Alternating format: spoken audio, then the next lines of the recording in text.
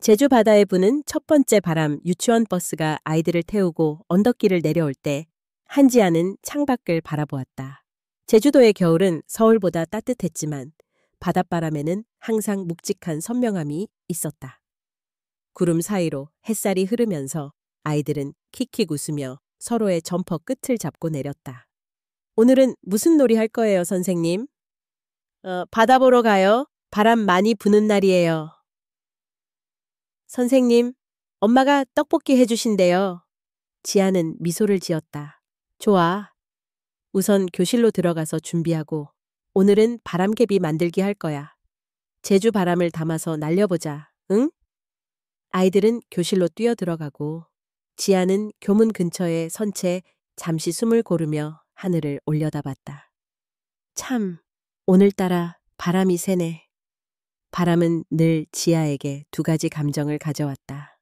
외로움, 그리고 자유로움. 부모님이 갑작스럽게 세상을 떠난 12살 그 해, 처음으로 이 제주 바다 앞에서 울던 날처럼. 하지만 오늘 아침은 외로움보다 기대가 컸다. 어젯밤 서민준에게서 들어온 프로포즈 전화 때문이었다. 지아야, 나랑 평생 함께 해줄래? 면도날같이 떨리는 목소리, 진지한 어투. 행복한 꿈을 꾸는 기분이었다. 민주는 평범한 남자가 아니었다. 부산의 대기업 대표 아들이고 바쁜 일상 속에서도 늘 따뜻한 사람이었다.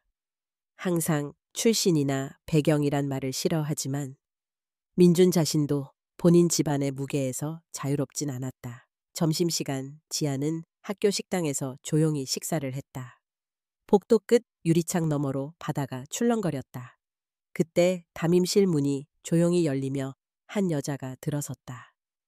지아, 오늘 저녁에 잠깐 얘기 좀 할 수 있을까? 낯익은 미소, 단정한 화장, 또렷한 목소리. 한지수, 그녀의 언니였다. 언니는 지역 국제기구 사무소의 한국 대표로 그 사실을 공적으로 드러내진 않는다. 사람들은 언니가 그냥 시청에서 일한다는 정도만 알고 있다. 지아도 귀가 후에는 언니와 의외로 일상적인 가족 얘기를 많이 한다. 언니, 오늘 교실에서 아이들이 바다 보자고 했잖아. 근데 나 바람이 너무 세서 걱정됐어. 어떤 아이들은 아직도 겨울 점퍼 없이 다니더라. 지수는 부드럽게 웃었다. 세상엔 네가 다 감싸주고 싶은 것들이 참 많지. 하지만 너도 준비하는 게 있잖아. 지아의 얼굴이 붉어졌다. 혹시 민준 오빠 얘기야? 응, 어제 네가 늦게까지 전화하더라. 부산 집에 초대받았다며? 지아는 고개를 끄덕였다. 언니, 나 솔직히 걱정돼. 민준 오빠 부모님이 우리 가족 배경 알면 어떨까? 봐. 지수는 눈을 지그시 감았다. 지아야, 네가 살아온 길 자체가 자랑이야. 우리 둘이 여기까지 온 게 누군가에겐 한낱 지방이겠지만 우리는 바닥에서 일어선 거야. 잠시 후 언니와의 대화를 마치고 지아는 다시 교실로 향했다. 학생들이 만든 원색 바람개비들이 바람에 맞서 돌고 있었다. 그날 오후 지아는 집으로 돌아가는 길에 잠시 바닷가에 들렀다. 연녹색 파도가 모래를 두드리는 소리, 바람에 흩날리는 머리칼. 천천히 해가 질 무렵이었다. 주머니 속 휴대전화가 진동했다. 민준 오빠라는 이름이 떴다. 여보세요, 지아야? 잘 지냈지? 응, 오빠. 제주도는 오늘 바람이 세게 불어 민주는 웃는 듯한 목소리로 말했다. 널 데리러 당장이라도 가고 싶다. 이번 주말.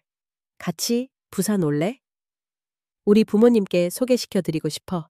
지아는 미묘하게 떨리는 목소리로 대답했다. 응. 그래, 갈게. 오빠 가족이 나 싫어하면 어떡하지? 걱정 마. 우리 엄마가 좀 무섭긴 해도 내 사람이면 다 받아주실 거야. 내가 끝까지 네 손 잡고 있을 테니까. 지아는 파도 소리 너머 민준의 진심을 듣고자 귀를 기울였다. 한켠에서 심장이 요동쳤다. 오빠, 나도 오빠만 믿을게. 우리 무슨 일이 생겨도 서로 손 놓지 않기로 약속하자. 저녁 노을이 제주 바다를 붉게 물들이고 있었다. 지아는 심호흡을 하며 돌아섰다. 내일 또 아이들이 자신을 기다릴 것이다. 그리고 머지않아 가슴 두근거리는 부산행이 다가온다. 두려움과 설렘이 교차하는 그 길 끝에서 자신이 무엇을 지키고 무엇을 선택해야 할지 스스로 약속했다. 문득 뒤에서 언니가 조용히 다가와 곁에 섰다. 지아, 어떤 바람이 불어도 흔들리지 말자. 우리는 섬에 뿌리 내린 나무란다. 바람이 세질수록 더 단단해지는 거야. 지아는 언니를 향해 미소 지었다. 응, 무엇이 와도 괜찮아. 가족이니까 제주 바람은 차가웠지만 두 자매의 걸음에는 단단한 온기가 스며 있었다. 부산에서 솟아오르는 파도 부산행 KTX가 급하게 역에 미끄러져 들어갔다. 창밖 거센 바람에 물빛이 남다른 남쪽의 도시가 멀리서 반짝였다.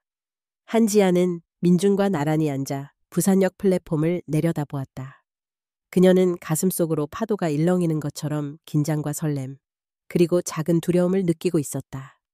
민준이 조용히 그녀의 손을 잡았다. 괜찮아, 지아야. 우리 어머니가 좀 엄격해 보여도 절대 나쁜 분 아니야. 내가 네 곁에 있을게. 지아는 고개를 끄덕였지만 묵직한 불안이 쉬이 가라앉지 않았다. 역 밖에는 택시가 줄지어 있었다.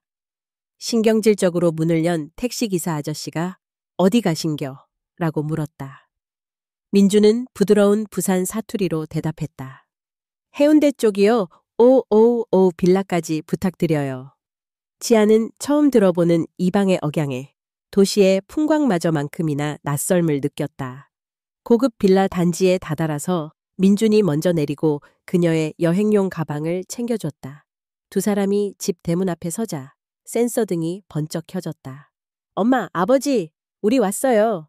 민준이 문을 열자 고요했던 집안에 긴장감이 서렸다. 웅장하게 세워진 대리석 복도, 고급스러운 샹들리에, 손때 하나 묻지 않은 가구들과 바닥. 계단 위로 왔니? 라는 냉랭한 목소리가 울려 퍼졌다. 첫눈에 권위와 오만이 느껴지는 중년 여성이 서 있었다. 그녀가 바로 민준의 어머니 김미화였다. 김미화는 지아를 아래 위로 훑어보았다. 입가는 일말의 경계와 냉소가 흘렀다. 어서 와라. 먼 데서 왔다지? 네, 어머님. 만나 뵙게 되어 영광입니다. 지아가 공손히 90도 인사하자 김미화는 짤막하게 대꾸했다. 예의는 있구나. 민준이 녀석, 적어도 인사는 가르쳤네. 백색 식탁 위에 커튼 사이 햇살이 비쳤다. 저녁 식사는 인류 셰프가 차린 코스로 준비되어 있었다. 그러나 식탁 분위기는 차갑게 얼어붙어 있었다. 민준의 아버지는 저편에서 신문을 접고 있었다. 제주도 출신이라 들었네. 거기서 학교 교사로 일하고 있다고? 지아가 수줍게 답했다. 네, 초등학교에서 아이들을 가르치고 있습니다. 김미화가 그 말을 듣고 쓴웃음을 지었다. 섬에서 아이 키우는 게 본토랑 비슷하긴 한가? 나는 솔직히 그런 환경에서 자란 사람은 좀 생소해서. 지아는 그 순간 입가가 굳었다. 저희는 부모님 없이 자라서 언니와 같이 서로 의지하며 살았습니다. 김미화가 냉정하게 받아쳤다. 그래서 그런지 손에 흙이 안 묻은 사람 같진 않네. 어쨌든 아들이 네가 좋다고 하니 밥 한 끼는 하는 거지. 민준이 조용히 식탁 아래서 지아의 손을 쥐었다. 지아는 깊게 숨을 내쉬었다.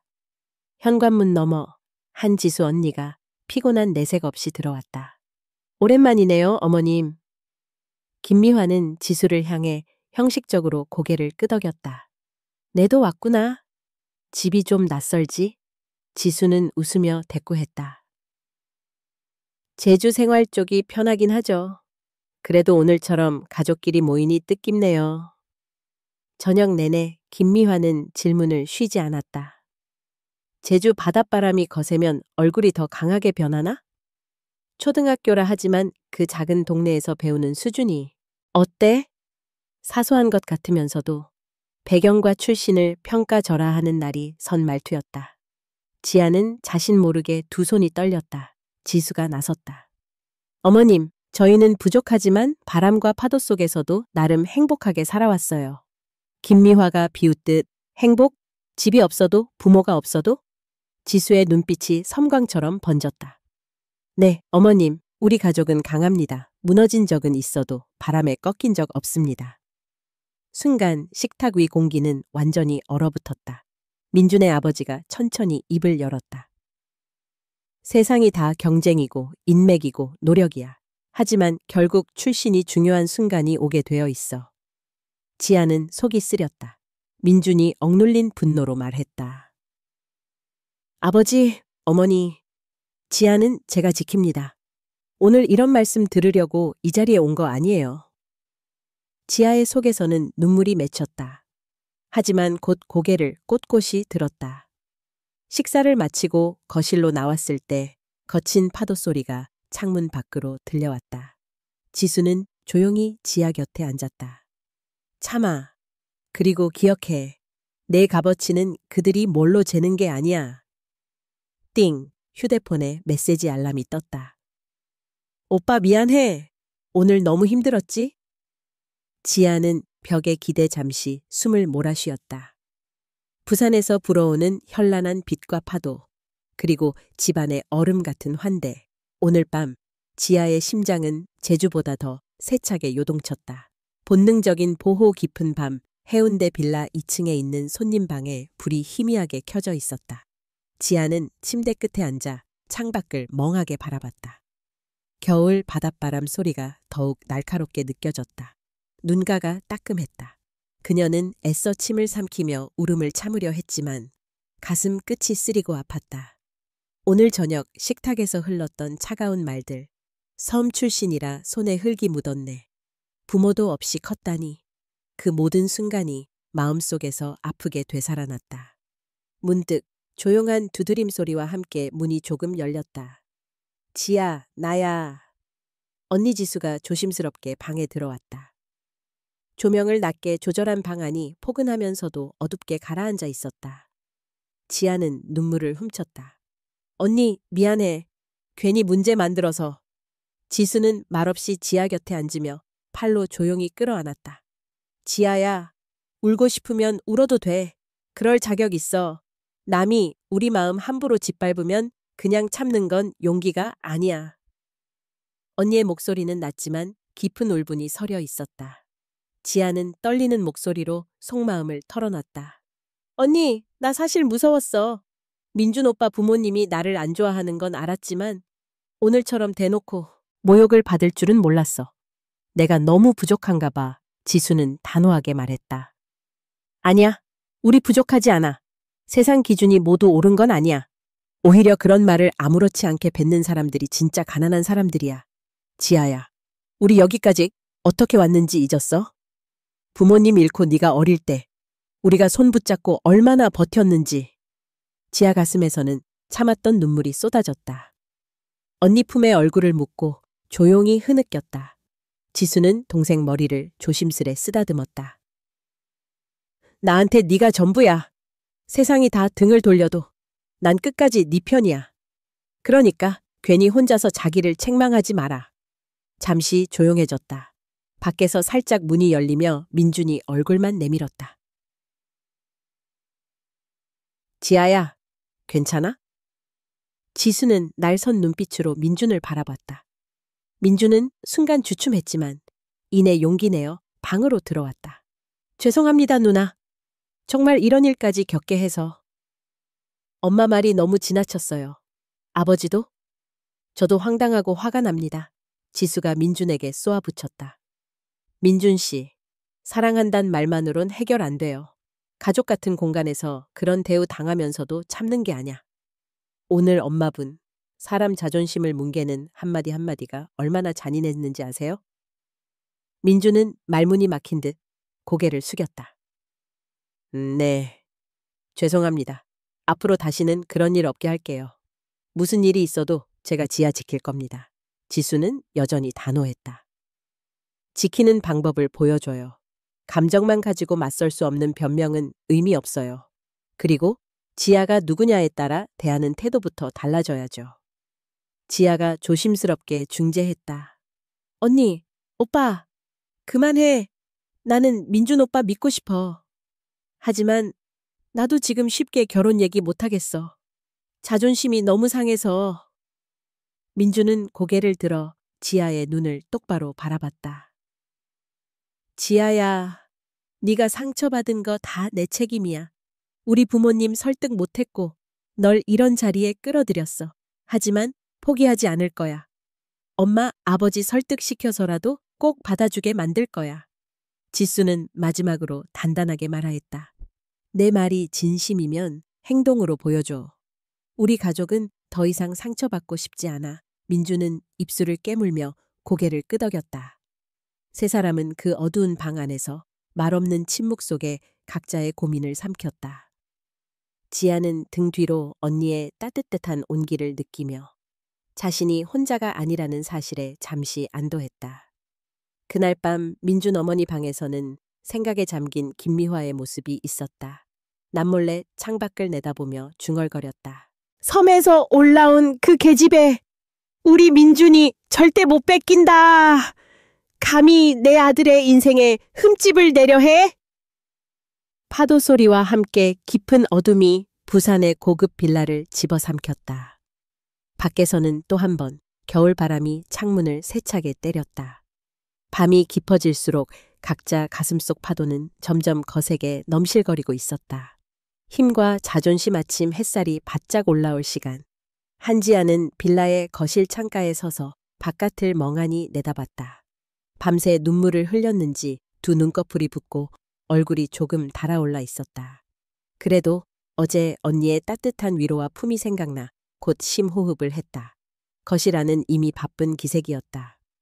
민준의 어머니 김미화는 아침 손님상 준비로 하녀들과 분주했다. 민준의 아버지 서진표 회장은 언제나처럼 깔끔한 정장 차림으로 신문을 넘기고 있었다. 지수와 지아가 조용히 식탁에 앉자 진표 회장은 살짝 고개를 들어 인사를 건넸다. 휴가 내고 제주에서 올라오느라 고생 많았겠소. 지수는 미소로 받아치며 고개를 잠시 숙였다. 부산의 겨울 공기가 다르게 느껴지는 아침입니다. 여기서 보는 바다도 인상 깊네요. 진표는 신문을 접으며 숟가락을 들었다. 서로 다른 출신이어도 결국 세상 돌아가는 건 경쟁과 실력이지요. 사실 요즘엔 배경도 무시 못하니 사람 볼 때는 더 신경 써야겠지. 지아의 손이 식탁 아래에서 저절로 움켜쥐어졌다. 순간 김미화가 날카로운 시선으로 한마디를 덧붙였다. 섬에서든 서울에서든 가난하면 뭐든 견뎌내야 하죠. 그게 세상 이치 아닌가요? 고생했다고 자부하는 사람 많지만 결국 끝이 다르잖아요. 분위기는 얼어붙은 듯 정적이 흘렀다. 지수는 냉정하게 미소를 거둔 채 입을 열었다. 저희 자매는 그렇게 생각 안 합니다. 가진 것 없어도 스스로 일어서고 싶었습니다. 제주도에서든 어디에서든 배운 건 사람과 자존심 지키는 법이었으니까요. 진표는 고개를 끄덕이며 싱긋 웃었다. 미화, 이런 패기는 보기 드물지 않나? 역시 젊은 세대라 그런가. 김미화가 한술 더 떴다.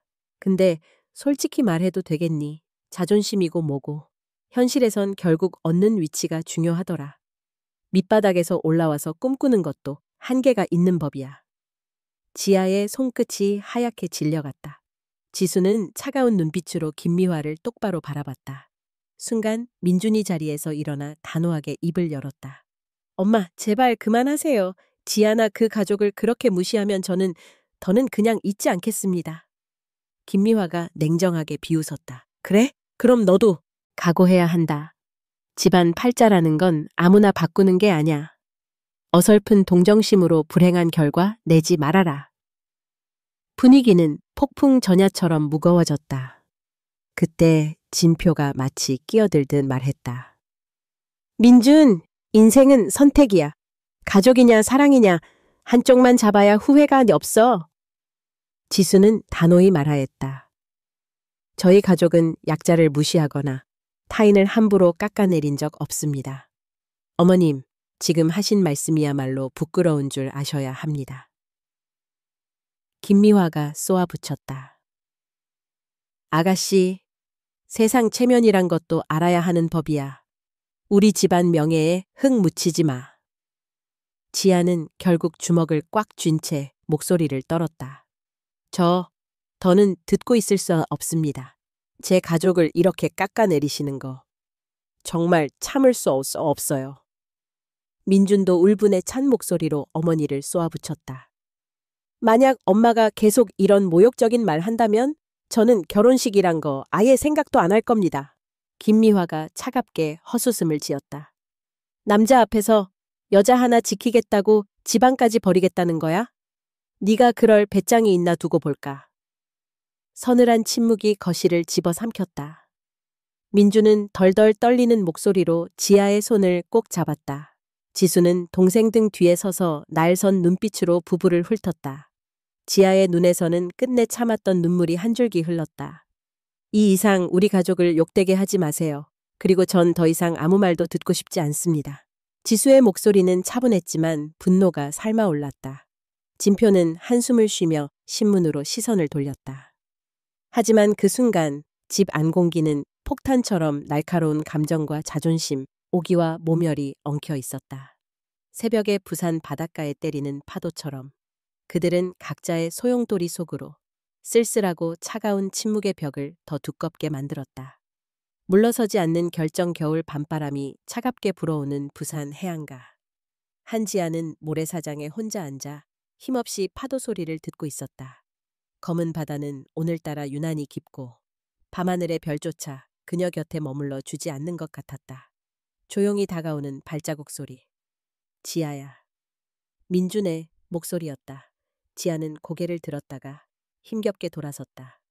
그의 얼굴에 드리운 어두운 표정이 모두를 말해주는 듯 했다. 두 사람은 잠시 말이 없었다. 파도만이 해변을 때리고 머리카락을 거칠게 스쳐 지나갔다. 미안해. 민준이 조용히 입을 열었다. 진심이야. 오늘 엄마, 아버지 정말 당신과 당신 가족께 모멸적인 말을 했다. 그 자리에서 어떻게든 막아보고 싶었는데 내 한마디조차 너무 무력했어. 지아는 떨리는 목소리로 속내를 털어놨다. 나 민준 오빠를 사랑해. 하지만 오늘 같은 날엔 사랑만으로 세상을 다 이길 수는 없다는 걸 너무 뼈저리게 느꼈어. 왜 가족이라는 이름 아래 출신 하나로 사람을 이렇게까지 밟을 수 있는지. 지아의 눈에서 천천히 눈물이 흘렀다. 내가 너무 약해서 당신한테 짐이 되는 건 아닐까? 괜히 내 잘못인 것 같아서 너무 미안해. 민준이 지아의 손을 두 손으로 따뜻하게 감싸쥐다. 아니야, 절대 그렇게 생각하지 마. 오히려 내가 더 미안하다. 내가 널 완벽하게 지켜내지 못한 것. 나 자신이 너무 한심하고 분하다. 지아는 울음을 참으려 했지만 목소리가 떨렸다. 나 이 결혼 계속 해도 되는지 솔직히 모르겠어. 내 자존심도 우리 가족의 명예도 지키고 싶어. 내게 언니밖에 없는 거 알잖아. 언니가 받은 상처 나 때문에 더 커지는 것 같아서 정말 괴로워. 민준이 눈을 붉히며 외쳤다. 아니야, 지아야. 제발 나만 믿어줘. 난 절대 널 포기하지 않아. 엄마, 아버지 설득할 거고 모든 걸 바로잡을 거야. 설령 영영집에서 인정받지 못한다 해도 최소한 너와의 약속, 너에 대한 사랑만은 평생 지킬 자신 있어. 순간 뒤에서 낯익은 기척이 느껴졌다. 지수였다. 언니는 해변 위. 두 연인을 조용히 바라보다 지아에게 걸어왔다. 그녀의 눈빛은 더 이상 흔들림이 없었다. 지아. 지수의 목소리는 단단하게 울렸다. 네가 누구든 어떤 선택을 하든 자존심은 네 손에 있어야 해. 아무리 사랑해도 스스로를 잃으면서까지 붙잡아야 하는 사랑이라면 그건 진짜 행복일 수 없어. 지아는 언니를 올려다보았다. 언니, 나 정말 많이 흔들렸어. 사랑도 간절한데 점점 내가 없어지는 것 같아. 지수는 조용히 동생을 감쌌다. 슬퍼도 돼, 무너져도 돼. 하지만 절대로 빌 필요는 없어. 네 행복을 누군가의 비웃음이나 동정에 맡기지 마. 민주는 눈을 감은 채 두 여자의 대화를 듣고 있었다. 그는 조용히 말하였다. 지수 누나, 죄송해요. 저 솔직히 오늘 처음 알았어요. 이렇게나 누군가의 가족이 자존심이 상처받는다는 게 어떤 건지. 다시는 이런 일이 없게 할 겁니다. 사랑을 지키려면 제 가족부터 바로잡아야겠다는 생각이 들었어요. 지수는 엄격하게 고개를 끄덕였다. 좋아요, 민준 씨. 하지만 내 동생이 상처받는 걸 한 번 더 지켜볼 여유는 저도 없습니다. 지아야, 결코 네가 누군가 앞에 무릎 꿇는 일은 없을 거야. 그건 내가 허락 못해. 세 사람은 고요한 밤바다 앞에 낮은 소리로 맹세했다. 그리고 지아가 조용히 입을 열었다. 민준 오빠, 나 조금만 더 기다려줘. 생각할 시간이 필요해. 이 사랑을 놓지 않으려면 나 자신부터 지켜야 할 것 같아. 민주는 슬프게 미소 지었지만 고개를 끄덕였다. 나는 여기 있을게. 네가 돌아올 때까지 언제든 기다릴 거야. 지아는 그 밤 언니와 함께 해변길을 걸으며 자신 안에서 불타오르는 새로운 힘을 느꼈다. 모든 게 아프고 고통스러웠지만 절대로 무너지진 않겠다고 결심했다. 저 멀리 밤바다 위로 첫새벽 바람이 불고 있었다. 세상의 거친 소리 속에서도 그녀의 자존심과 용기는 조용히 그리고 단단하게 자라나고 있었다. 예기치 않은 방역 부산의 겨울바람이 더욱 거세지고 있었다. 한지아는 마음을 다잡으려 애썼지만 학교 교직원실에서 그녀를 향한 수군거림이 점차 늘어나고 있었다. 들었어? 한 선생님, 무슨 이상한 소문 자꾸 나던데. 민준 씨 집안에서 반대 심하다더라. 동료 교사들 사이의 실없는 말과 경계의 눈빛은 지아의 심장을 옥죄었다. 그럴수록 그녀는 아이들을 더욱 세심하게 챙겼다. 하지만 마음 한구석엔 슬픔과 답답함이 쌓여만 갔다. 집에 돌아온 밤 피곤한 몸을 소파에 웅크린 채 한숨을 내쉬었다. 그때 언니 지수의 얼굴이 사뭇 굳어 있었다. 무슨 일이야, 언니? 지수는 노트북을 거칠게 닫았다. 지아야, 혹시 요 며칠 회사나 학교 주변에 이상한 낌새 없었어? 동료들이 요새 내 얘기 많이 하는 것 같아. 아이들 엄마들도 가끔 나를 피하고. 지수는 잠시 침묵했다가 냉정하게 입을 열었다. 민준 씨 어머니가 움직인 것 같아. 부산 쪽 언론, 그리고 재계 모임에 너와 우리 가족에 대한 나쁜 소문을 흘린 것 같다. 지아는 얼굴이 하얗게 질렸다. 이런 방법까지. 정말 내가 뭐 잘못했는데 이럴 수가 있어? 지수는 동생 어깨를 감싸주며 차분하게 말했다. 우리가 부족하다는 믿음, 그걸 이용해서 스스로 자존심을 꺾으려 하는 거야. 하지만 우린 무너지지 않을 거야. 오히려 방역할 시간이야 한편. 같은 시각 부산 시내의 최고급 호텔 스위트룸. 지수는 검은 슈트 차림으로 무표정하게 엘리베이터에서 내렸다. 호텔 로비에선 김미화가 친구들과 와인 파티를 즐기고 있었다. 지수는 냉담하게 김미화에게 다가갔다. 서 여사님, 잠깐 자리 좀 내줄 수 있습니까? 김미화는 우아하게 고개를 들며 여유로운 미소를 지었다. 어머, 제주도 총무석에서 뭘 배우신 거죠? 아직도 이런 자리에 어울릴 자격이 있다고 생각해요? 지수는 한치의 흔들림도 없이 쳐다봤다. 여기서 할 말은 딱 하나. 명예로 포장해도 남을 짓밟는 게 습관이 된 삶은 결국 자신을 무너뜨릴 뿐입니다.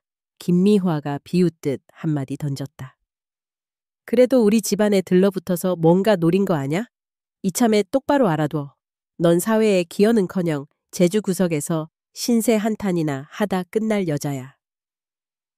지수의 입꼬리가 냉담하게 올라갔다. 지켜보세요. 세상에 영원히 흔들리지 않는 힘은 없습니다. 서 여사님 역시 조만간 자기 거만함의 대가를 치르게 될 겁니다. 지수는 당당하게 등을 돌렸다. 김미화는 잠깐 흔들렸지만 곧 또다시 친구들에게 자랑스레 말했다. 참, 자매가 둘 다 깡은 있네. 하지만 이런 건 나에게 통하지 않아. 며칠 뒤 지수는 국제단체 본부에서 한 통의 전화를 받았다. 비서가 다급하게 말했다. 지수 이사님, 지금 부산 회장님네 기업에서 큰 문제 생겼다는 소문이 돌기 시작했어요. 주요 해외 투자자들이 대거 투자 철수 의사까지 전달했대요. 지수의 눈빛이 반짝였다. 그녀는 천천히 모니터에 새로 뜬 금융 기사들을 눌러보았다. 서 회장 기업, 해외 자금 경색 우려, 갑작스러운 하락세, 내부 관계자, 국제투자 위기 언급, 대응 불확실. 지수는 모니터를 지그시 바라보며 중얼거렸다. 이제부터 누가 진짜 무너지는지 지켜볼 시간이다. 같은 시각, 민주는 사내 이사회로 불려가 곤혹을 치르고 있었다. 임원들은 싸늘한 표정으로 민준을 바라봤다. 서 부장, 개인적 사정 때문에 가족과 기업에 피해를 주는 건 더 이상 용납할 수 없네. 민준은 고개를 숙이고 숨을 거칠게 내쉬었다. 그리고 지수는 곧바로 부산 현지 금융권 인사들에게 공식 문서를 발송하며 자신이 움직이기 시작했다. 가족의 명예를 발로 차며 남을 짓밟던 사람들이 이제 가장 먼저 구원을 구하게 된다. 진실은 언제나 드러난다. 밖은 밤이 깊어가고 부산 바덴 폭풍 전야에 냉기만이 가득했다. 지아 역시 이번엔 도망치지 않기로 결심했다. 자매는 더 이상 약한 존재가 아니었다. 위협 앞에서 서서히 방역할 힘을 키워가고 있었다. 예상치 못한 전환 차가운 겨울바람이 부산 시내를 스치며 저녁을 더 쓸쓸하게 만들었다. 그날 밤 서 회장 가족은 모두 거실에 모여 있었다. 거실 TV에선 뉴스 속보가 쏟아졌다. 오늘 부산 재계의 큰 축인 서진표 회장 소유의 서한그룹이 국제 금융 스캔들에 휘말려 주가가 급락했습니다. 주요 해외 투자자들이 투자 중단을 선언, 경영권 위기설까지 번지고 있습니다. 세어 회장은 굳은 표정으로 리모컨을 내려놓았다. 김미화의 얼굴 역시 새하얗게 질려 있었다. 민주는 입술을 세차게 깨물고 있었다. 이 집안에 불어온 시련의 바람은 단순한 소문이나 가족 간 갈등과는 차원이 다른 것이었다. 이게 도대체 무슨 일이야? 김미화가 떨리는 목소리로 말했다. 회사 실적도 좋았는데 갑자기 해외 투자자들이 왜 발을 빼는 거야? 민주는 이사회에서 들은 충격적 사실을 떠올리며 조용히 대답했다. 이번에 유럽계 대형 투자 펀드들이 부동산 투자 검증을 요구했고 내부 자료가 완벽하게 준비되지 않아서 신뢰를 잃었대요. 그리고 며칠 전부터 언론도 투자자들의 부정적 여론만 내고 있어요. 서 회장은 조용히 한숨을 쉬었다. 이렇게 한순간에 그는 머리를 싸쥐고 아무 말 없이 창밖 어둠을 가만히 바라보았다. 가족들이 불안에 질려 서로 얼굴만 바라보고 있을 때 민준의 휴대폰이 진동했다. 익명 발신, 단 한 문장. XYZ 국제기구의 입장을 받아들이지 않으면 더 큰 위기가 닥칠 것입니다. 민주는 순간 뭔가 섬뜩한 예감을 느꼈다. XYZ이란 이름이 머릿속을 스쳤다. 그건 최근 급부상한 국제 비정부기구, 그리고 지수 누나가 실무 책임자란 소문도 들은 적이 있었다. 아버지, 혹시 XYZ라는 단체에서 연락 온 적 있으세요? 서 회장은 놀란 눈빛으로 아들을 쳐다봤다. 지난달에 투자 관련 미팅 요청이 왔었지. 그런데 우리 회사 정도면 그런 외부기관 힘 안 빌려도 된다고 생각해서 거절했던 기억이 난다. 민준의 머릿속에서 신랏 같은 연결고리가 맞춰지기 시작했다.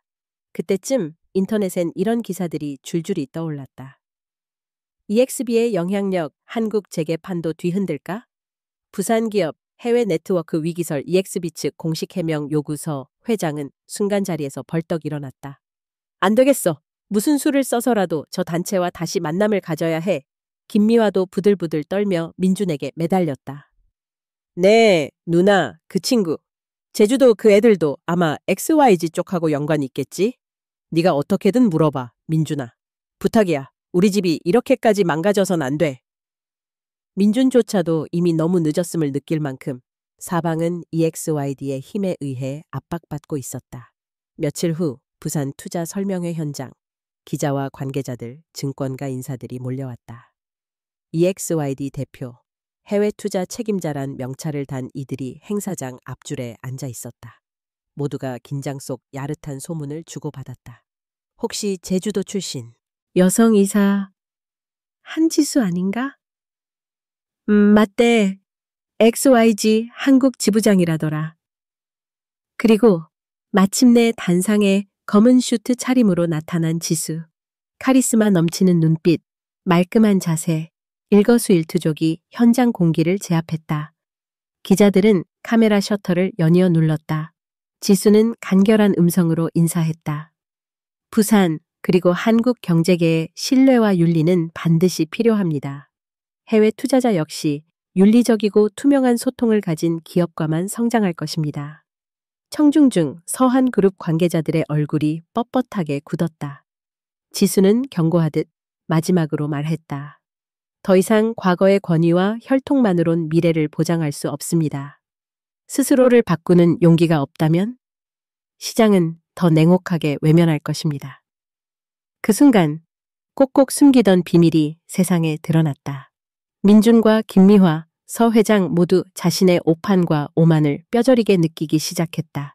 EXB의 배후에 지수가 있다는 소문은 삽시간에 부산 재계를 휩쓸었다. 뒤늦게 그들은 깨달았다. 한때 하찮게 여겼던 제주도 자매의 용기와 힘이 지금 이 집안의 운명을 쥐고 있었다. 적의 발 아래 무너지다 날카로운 바람이 제주 해변을 스쳤다. 한지수는 깊은 한숨을 내쉬며 창밖 바다를 감상하고 있었다. 반짝이는 겨울해. 그러나 그녀 마음엔 차가운 미풍이 분 것처럼 단호함만이 서려 있었다. 그때 현관을 급하게 두드리는 소리가 들렸다. 지아가 문을 열자 문 앞엔 낯익은 얼굴들이 있었다. 민준의 아버지 서 회장, 어머니 김미화, 그리고 민준까지. 그들의 표정에는 오만함 대신 간절함과 절망만 남아 있었다. 김미화는 평소의 도도한 모습 따위 사라진 채 다리에 힘이 풀려 땅바닥에 주저앉았다. 제발, 제발 한 번만 도와주세요. 이대로 가면 우리 집안, 우리 회사가 정말 끝장나요. 진표는 굳은 표정으로 말없이 고개를 숙였다. 민주는 눈을 붉히며 지아와 지수를 번갈아 바라봤다. 지수는 문 앞에서 주저앉은 김미화를 차분히 내려다보았다. 예전 같았으면 단 한 번 미동도 없이 돌아섰을 사람. 지금은 온갖 자존심을 버리고 눈물까지 보이고 있다. 김미화는 흐느끼며 처절하게 읊조렸다. 잘못했어요. 한 번만, 정말 한 번만 기회를 주세요. 대한민국 어디에서도 더는 설 곳이 없을까 두려워요. 어떤 벌이든 달게 받을 테니 가족만은 지켜주세요. 지수는 매서운 침묵을 뚫고 천천히 입을 열었다. 여기까지 오실 줄은 몰랐네요. 저를 제주도 총우석 계집애라 부르던 바로 그분이 이렇게 무릎을 꿇으실 줄은. 김미화는 더욱 크게 울부짖었다. 그래, 내가 미쳤었어. 명예와 체면만 줬다가 정작 내가 해온 짓이 어떤 결과를 부를지 생각도 못했어. 지아야, 미안하다. 미안하다. 지아는 엄마처럼 울먹이는 김미화를 보며 차가운 눈물을 떨구었다. 그날 어머님이 하셨던 말들 평생 잊지 못할 거예요. 그래도 지금 제가 그때와 똑같이 어머님을 내치고 싶지 않은 이유는 그래도 인간이니까요. 다만 우리 자매가 얼마나 아팠는지도 꼭 알아주셨으면 해요. 민준이 무릎을 꿇고 조심스럽게 말했다. 지아, 지수 누나, 진심이에요. 우리 가족이 어떤 잘못을 저질렀는지 다 알고 있어요. 하지만 지금이라도 용서를 구할 수 있는 마지막 기회를 주세요. 안 된다면 우리 가족은 정말 이대로 전부 끝날 수밖에 없어요. 순간 거실 안은 침묵과 눈물만 흘렀다. 오직 파도 소리와 흐느낌, 그리고 공기에 번지는 간절함만이 공간을 지배했다. 지수는 매정하게 고개를 저었다. 용서는 사람마다 다르게 치러지는 겁니다. 지금 이 순간 저희 자매가 느끼는 건 단순한 연민이 아니에요. 무너진 명예, 상처받은 마음, 지켜온 자존심, 여러분이 돌려놓을 수 있습니까? 김미화는 두 손을 모아 간절히 애원했다. 방송에 나가서라도, 언론 앞에서라도 무슨 일이든 하겠습니다. 제발 이 가문이 완전히 무너지지는 않게만 해주세요. 지수는 말없이 김미화의 눈물을 바라봤다. 차가웠던 마음이 살짝 미동했다. 가진 자의 오만함이 맨발로 엎드려 절박하게 용서를 구하는 것, 그 안에 담긴 절실함. 그러나 그녀는 쉽게 마음을 허락하지 않았다. 저희 가족이 구원자가 아니에요. 당신들에게 필요한 건 명예회복이 아니라 남을 짓밟으면서까지 얻은 삶의 반성입니다. 정말로 그 대가를 치를 각오가 되어 있다면 제가 조건을 제시하겠습니다. 세어 회장은 낮은 목소리로 물었다. 무슨 조건입니까? 지수는 아주 단호하게 말했다. 전국 생방송 공개 사과입니다. 지하를 비롯해 수많은 평범한 서민들을 무시했던 점, 그리고 지금 자신이 밝혀본 고통까지 모두 진심으로 인정하고 사과하십시오. 그 정도 각오가 없다면 다시는 이 회사와는 교류도 구제도 없을 겁니다. 거실을 감도는 공기엔 누구도 쉽사리 입을 열지 못하는 묵직한 무게가 내려앉았다. 지아는 언니의 곁에서 조용히 손을 잡았다. 언니, 잘했어. 우리도 더 이상 자신을 잃지 않으면서 도울 수 있는 게 뭔지를 선택하자.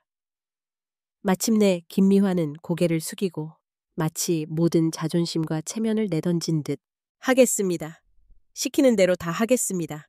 제 자존심보다 가족을 지키는 게 더 소중하다는 것 이제서야 알겠어요. 오열에 가까운 한숨과 함께 김미화는 바닥에 그대로 주저앉았다. 지수와 지아의 얼굴엔 차가운 동정과 조용한 슬픔이 동시에 번졌다. 누군가의 인생이 오만한 발 아래 무너져야만 다시 시작할 수 있다는 것. 그것이 얼마나 아픈 진실인지를 그들은 깊이 깨달았다. 용서의 대가 차가운 겨울 아침, 부산 중심지의 초대형 방송국 건물 앞엔 취재 차량과 기자들이 장사진을 이루고 있었다. 언론은 이미 소셜미디어를 통해 서한그룹의 스캔들과 국민적 공분, 그리고 김미화 대표의 공개 사과라는 긴급 뉴스를 실시간 전하고 있었다. 지아와 지수, 그리고 민준 가족이 함께 대기실에 모여 있었지만 공기엔 한기가 맴돌았다. 이렇게까지 해야 하냐? 김미화는 손에 쥔 종이가 땀에 젖어 구겨짐을 느꼈다. 수십 년을 쌓아온 체면과 자존심. 이제는 전 국민 앞에서 무너져 내릴 운명만이 남았다. 지수는 담담하게 그러나 피로에 절은 목소리로 말했다. 용서받고 싶으시다면 보여주세요. 말이 아니라 진심으로요. 지아는 차분히 어머니를 바라봤다. 오늘 어머님의 눈물은 이 순간만큼은 연기면 안 돼요. 스태프가 나와 남은 1분을 알리고 고디어 메이크업 아티스트가 김미화의 얼굴을 아주 자연스럽게 만져주었다. 하지만 그 어떤 화장도 그녀의 고통과 굴욕을 감추진 못했다. 생방송이 시작됐다. 사회자의 목소리, 수많은 시청자의 시선이 모두 이 한 여성에게 쏠렸다. 오늘 서한그룹 김미화 대표께서 대국민 사과를 하기로 했습니다. 김미화는 손에 떠는 종이를 내려놓고 눈물을 머금은 얼굴로 천천히 입을 열었다. 저는 많은 이들을 상처 입히고 편견과 오만으로 본의 아니게 수많은 이들에게 아픔을 줬습니다. 특히 한 지하 선생님과 그 가족에게 씻을 수 없는 모욕을 안긴 것 진심으로 사과드립니다. 카메라가 지아를 잡았다. 여전히 긴장한 표정이었지만 그녀는 조용히 고개를 끄덕였다. 김미화의 눈물 범벅 목소리가 이어졌다. 이 자리에서 약속드립니다. 그 어떠한 사회적 위치도 재산도 인간의 존엄과 자존심을 함부로 짓밟아선 안 된다는 사실을 삶의 가장 밑바닥에서 배웠습니다. 저 자신과 저의 가족, 또 서한그룹을 대표하여 머리 숙여 용서를 구합니다. 진심으로 다시는 이런 일이 없도록 하겠습니다. 방송국 스튜디오 안엔 아찔한 긴장과 침묵이 맴돌았다. 모두가 숨을 죽인 채 인간의 부서진 자존심을 그리고 그 뒤에 남은 씁쓸한 용서의 무게를 지켜보고 있었다. 이어 사회자는 지수에게 발언 기회를 넘겼다. 지수는 또렷이 마이크를 잡았다. 오늘 이 용서의 자리는 우리가 상처로부터 시작한 새로운 미래의 첫걸음입니다. 자존심과 명예는 돈으로 살 수는 없습니다. 진심 어린 용서만이 모두를 다시 일으켜 세우는 힘이 될 거라 믿습니다. 스튜디오 밖에서는 기자들이 속보를 올리기 시작했다. 서한그룹, 대국민 사과, 사회 전반 논란. 진짜 용서인가? 누리꾼 설전 이어져. 모욕과 오만의 대가, 공개 사과로 씻다? 생방송 뒤 대기실로 돌아온 김미화는 망연자실했다. 그녀의 얼굴엔 자책과 해방, 그리고 설명할 순 없는 공허가 뒤섞여 있었다. 민주는 가볍게 어머니 어깨에 손을 얹으며 말했다. 엄마, 잘 하셨어요. 우리 가족 다시 시작할 수 있을 거예요. 하지만 그조차 목소리에 미세한 한기가 배어 있었다. 지수는 조용히 동생 지아를 감싸 안았다. 이제 모든 게 끝났어요. 우리가 더 이상 누구 앞에 무릎 꿇지 않아도 돼요. 지아는 작게 웃었지만 눈물이 맺혔다. 언니, 그래도 마음이 아직 아파. 정말 용서한 걸까? 나 자신도 모르겠어. 지수는 미소를 머금고 말했다. 상처는 곧 아물 거야. 우리 여기까지 온 것만으로도 충분히 용감했어. 공개 사과이자 용서의 자리는 모두에게 씁쓸했지만 각자의 자리에서 한 걸음은 내딛었다. 밖에서는 차가운 겨울바람이 불었지만 그 속에서 자매는 서로의 손을 꼭 잡고 작은 희망을 안았다. 행복과 자유. 나만의 길을 선택하다 차가운 겨울도 어느새 끝자락에 접어들었다. 제주 바람에도 사뭇 부드러운 온기가 감돌았다. 한지아는 집벽에 기대앉아 창문 너머 펼쳐진 넓은 바다를 천천히 바라보았다. 한동안의 폭풍 같던 시간, 수많은 눈물과 밤을 지나 조용히 찾아온 아침은 마치 새로운 인생의 첫 장처럼 느껴졌다. 며칠 전 서한 그룹은 국제기구의 개입 덕분에 간신히 파국을 면했다. 하지만 그 과정에서 잃은 것과 얻은 것이 어떤 의미인지 모두 각자의 자리에서 깊이 깨닫고 있었다. 지아에게도 어느 날 민준이 마지막으로 방문했다. 햇살이 은은하게 내리는 오후, 동네 작은 카페. 민준은 지아 앞에 앉아 마치 타인처럼 조용히 웃었다. 지아야, 모든 일이 이렇게까지 될 줄 몰랐어. 그저 함께 있고 싶었을 뿐인데 내가 너한테 너무 큰 상처만 준 것 같아. 지아는 고개를 끄덕이며 담담히 대답했다. 나도 오빠를 여전히 아껴. 하지만 이젠 알아. 사랑이 전부를 이길 수 없다는 것도. 나 자신을 잃으면서까지 지키고 싶은 사랑은 결국 나에게 아무것도 남기지 않는다는 걸. 잠시 침묵이 흘렀다. 민주는 애써 미소를 지으며 말했다. 너무 미안하고 고마워. 네가 없었으면 나도 내 가족, 내 자신이 얼마나 오만했는지 영원히 몰랐을 거야. 다음엔 네가 진짜 행복할 수 있는 사람을 만나길 바랄게. 지아는 애잔하게 웃었다. 나도 오빠가 진짜 자신의 길을 찾아가길 바라. 우리는 각자의 길을 가지만 이 모든 기억을 소중하게 남길 수 있을 것 같아. 둘은 조용히 마주 앉아 아주 오랜 시간을 눈빛으로만 대화했다. 그날 이후 두 사람은 더 이상 연락하지 않았다. 아픈 이별이었지만 서로를 진심으로 이해했고 존중하는 마음이 마지막 인사를 대신했다. 며칠이 흐르고 지아와 지수는 조용히 제주 해변을 함께 걸었다. 푸른 파도 소리, 새벽빛 하늘 아래 자매는 손을 꼭 잡고 이야기를 나누었다. 이제 언니, 우리 앞으로 어떤 길을 가고 싶어? 지아의 질문에 지수는 미소를 머금었다. 나는 여전히 국제 무대에서 뛰며 더 많은 이들에게 힘을 주고 싶어. 그리고 가끔 이렇게 내 곁에서 바다를 보면서 살아가는 꿈도 아직 버리지 않았어. 지아는 밝게 웃었다. 나도 제주에서 아이들을 가르치면서 내가 받은 상처와 용서를 마음에 담아 더 너그럽고 따뜻한 선생님이 되고 싶어. 지수는 조용히 동생을 안아주었다.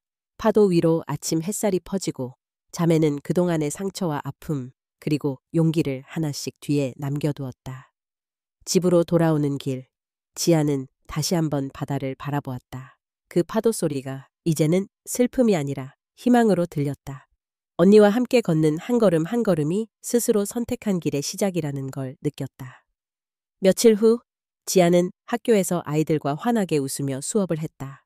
아이들에게 맑은 웃음소리, 따뜻한 햇살, 그리고 마음속 깊은 곳까지 느껴지는 평화. 그것이 바로 지아가 바랐던 진짜 행복이었다. 지수는 도쿄, 베를린, 파리를 오가며 바쁘게 일했지만 틈날 때마다 제주로 돌아오곤 했다. 두 자매가 서로의 삶을 응원하며 손을 맞잡을 때마다 과거의 상처는 조금씩 옅어지고 새로운 미래에 대한 용기만 남았다.